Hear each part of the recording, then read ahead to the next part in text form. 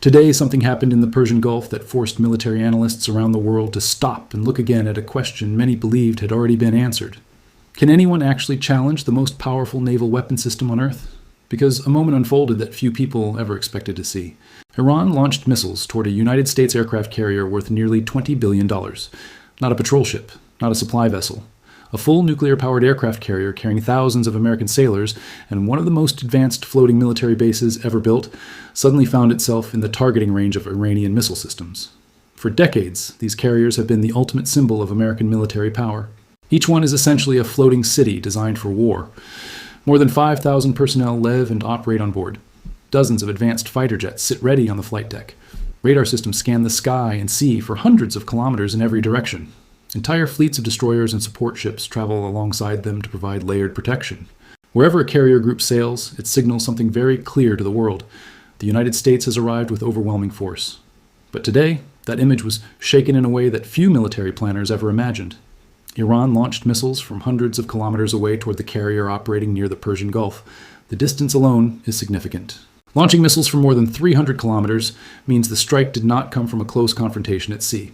It came from far beyond the immediate horizon, demonstrating a level of reach that changes how naval forces must think about operating in the region. When those missiles were detected, the carrier group faced a decision every commander hopes never to confront: stay and risk escalation, or reposition to avoid a direct strike. What followed surprised observers across the world. Instead of advancing toward confrontation, the carrier reportedly changed course and withdrew from the immediate area. That single decision sent a shockwave through military circles, because aircraft carriers are not designed to retreat from regional powers. They are designed to deter them. For generations, the assumption was that no country in the Middle East would dare challenge one directly. Yet that assumption is now being questioned. The moment was not just a military maneuver, it was a psychological signal watched by governments, defense ministries, and intelligence agencies everywhere. Allies who rely on American security guarantees noticed it. Rival powers studying U.S. military strategy noticed it. Even global markets noticed it. Because the presence of American carriers in strategic waters has long been viewed as the ultimate guarantee of stability in regions critical to global trade. What makes the incident even more unsettling is what analysts are now saying about the missiles themselves. Early assessments suggest the launch may not have represented Iran's most powerful capabilities. Instead, some experts believe it may have been a calculated demonstration, rather than a full attempt to destroy the vessel. A warning shot designed to show capability without crossing the line into total war. In other words, Iran may have been sending a message rather than attempting to sink the carrier. That message becomes even more significant when you consider the type of weapons Iran has reportedly been developing over the past several years. Among them are hypersonic missile systems, capable of traveling at extraordinary speeds. These weapons can move faster than 6,000 kilometers per hour while maneuvering during flight, making them extremely difficult for traditional missile defense systems to intercept. Modern aircraft carriers are protected by sophisticated defense networks designed to stop incoming threats. Radar systems detect objects long before they reach the fleet. Interceptor missiles launch to destroy them mid-air. Electronic warfare systems attempt to disrupt guidance systems. But hypersonic weapons present a new challenge because their speed and maneuverability compress reaction time dramatically. If a hypersonic missile were to strike a large naval vessel, the damage could be catastrophic. Even without an explosive warhead, the sheer kinetic energy generated by an object traveling at those speeds can devastate a target. For a carrier carrying thousands of personnel and billions of dollars in equipment, the consequences would be almost unimaginable. That scenario has not happened. But today's events reminded military planners that the possibility now exists, and that realization changes more than military calculations. It changes the geopolitical atmosphere surrounding the entire Persian Gulf region. To understand why, you have to look at the geography of where this confrontation occurred. The Persian Gulf sits beside one of the most strategically critical waterways on Earth, the Strait of Hormuz. This narrow channel connects the Gulf to global shipping routes and serves as the main export pathway for a massive portion of the world's oil supply. Every single day, roughly 20 million barrels of oil move through that passage. Saudi Arabia sends shipments through it. The United Arab Emirates relies on it.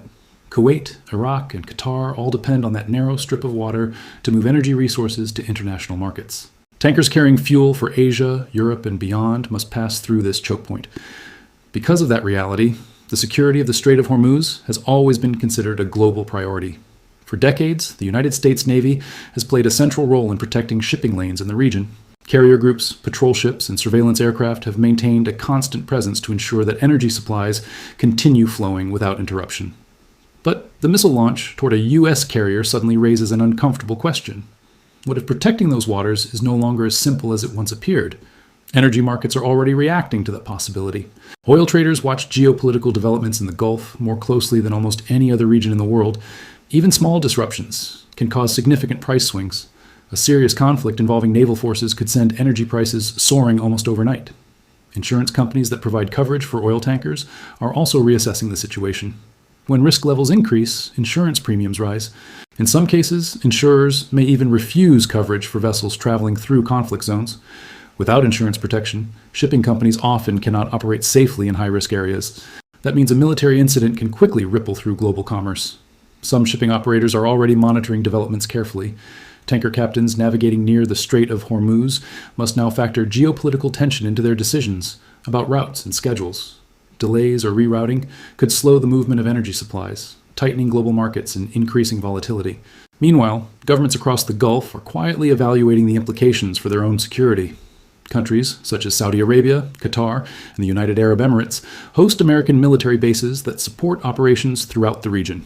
These installations are vital parts of the U.S. strategic network in the Middle East, but in a major confrontation, they could also become targets for missile or drone strikes. That creates a delicate balancing act for regional leaders. On one hand, they rely on American security partnerships to deter threats.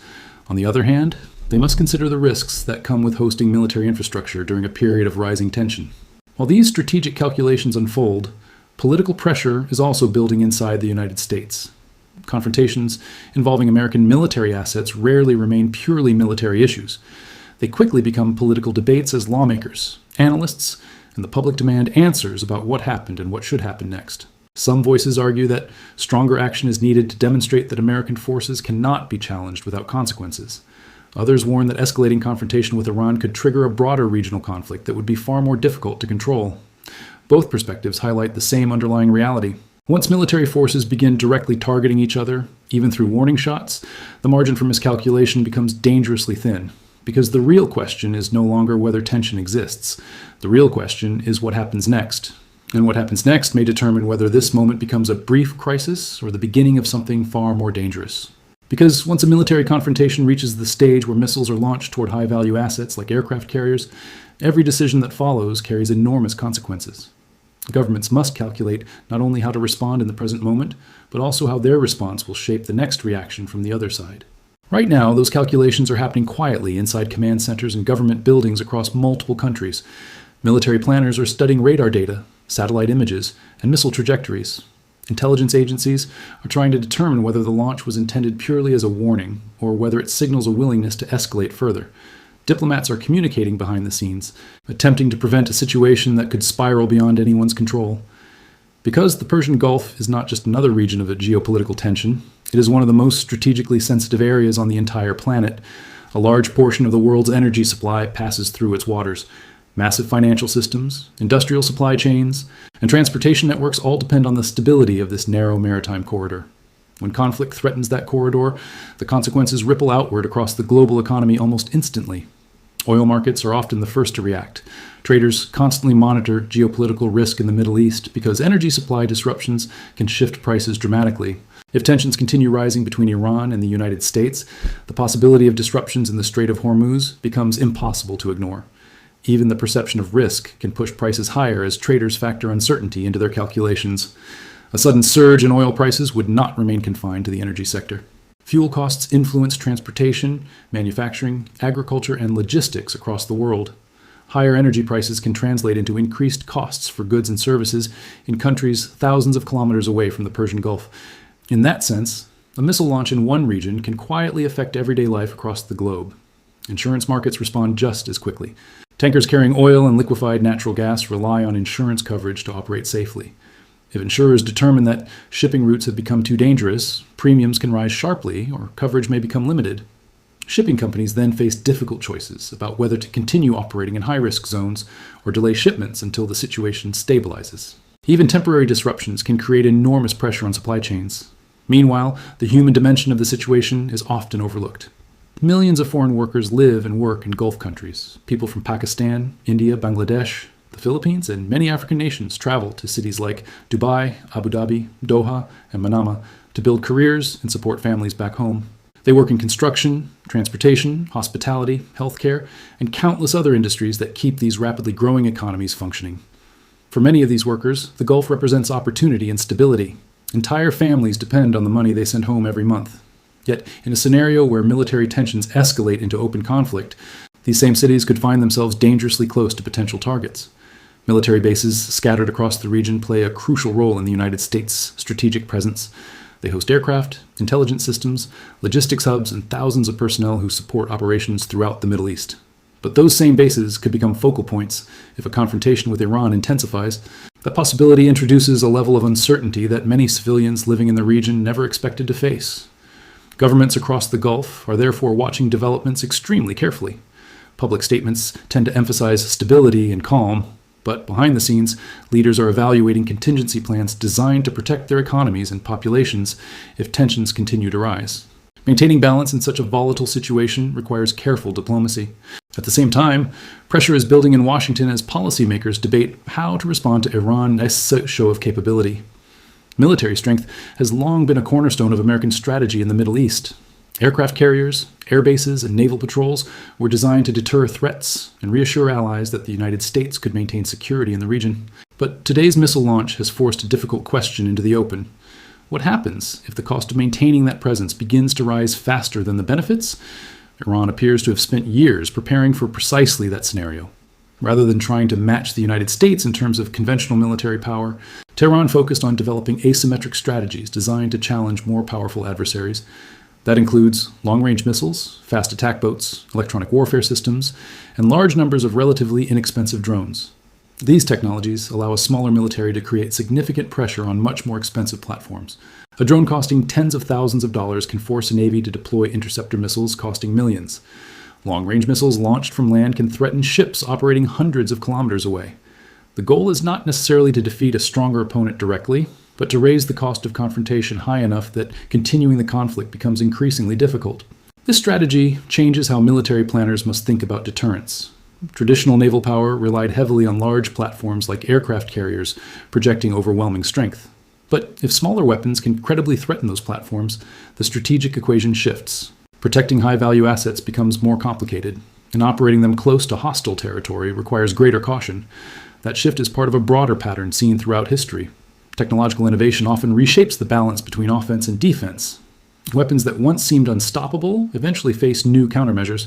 Dominant powers that once relied on certain advantages must adapt as new strategies emerge. For the United States, the challenge now is determining how to respond without triggering a larger regional war. Escalation could involve additional military deployments, increased sanctions, or direct strikes against Iranian facilities. Each of those options carries potential consequences that could extend far beyond the immediate conflict. De-escalation, on the other hand, requires diplomatic engagement that may appear politically difficult. When a nation's military assets are challenged, public expectations often demand a strong response. Leaders must weigh those expectations against the risk of entering a conflict that could spiral into something far more destructive. Iran has indicated through various statements that it views American military presence near its borders as a primary source of tension. Iranian officials have repeatedly argued that reducing that presence could lower the likelihood of confrontation. Iran has indicated through various statements that it views American military presence near its borders as a primary source of tension. Iranian officials have repeatedly argued that reducing that presence could lower the likelihood of confrontation.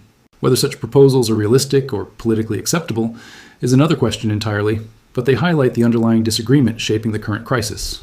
Both sides, therefore, find themselves navigating a dangerous strategic landscape. One misinterpreted signal, one unexpected strike, or one technical malfunction could quickly transform a tense standoff into open conflict. And once that threshold is crossed, controlling escalation becomes far more difficult. History offers many examples of crises that escalated not because leaders wanted war, but because events moved faster than diplomacy. In moments of high tension, even defensive actions can be interpreted as aggressive moves by the other side. Each step forward increases pressure for another response. Today, the missile launch toward the U.S. aircraft carrier served as a powerful reminder of how fragile stability in the region can be. It demonstrated that new technologies and evolving strategies are reshaping the balance of power in ways that were difficult to imagine only a generation ago. It showed that even the most formidable military assets can face credible threats in contested environments. And it revealed how quickly geopolitical tension can ripple through markets, governments, and societies around the world. For now, the situation remains uncertain. Military forces continue operating in the region, Diplomatic conversations continue behind closed doors. Energy markets continue watching every development. But one fact is already clear. The moment those missiles were launched toward one of the most powerful warships on Earth, the strategic conversation surrounding the Persian Gulf changed, and the decisions made from this point forward may determine whether that moment becomes a brief warning in history or the beginning of a much larger confrontation.